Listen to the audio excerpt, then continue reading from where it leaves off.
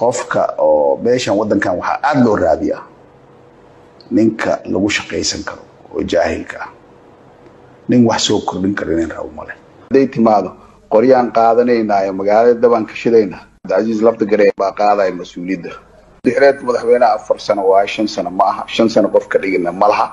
Aziz lafta garee yiraahday baashan waa wareeg ma dhici karto mar walba qof reclamation oo qabsado marka galbeed Soomaaliya waa waajib inaan wareeg ka dhignaa ma noqonaysa maaragtay maxaa la dhahayaa mid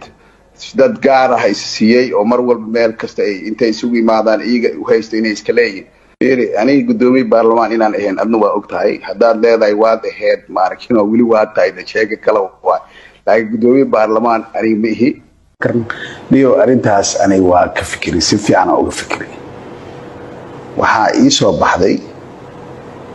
madaxda dadkay magacaawaan thread u marka qofka oo beeshan wadankan waxa aad loo raadiyaa ninka lagu shaqaysan karo oo jaahilka ah nin wax soo kordhin karo inaan raawo male marka waxa loo yeelayaa ninkan thread loo marko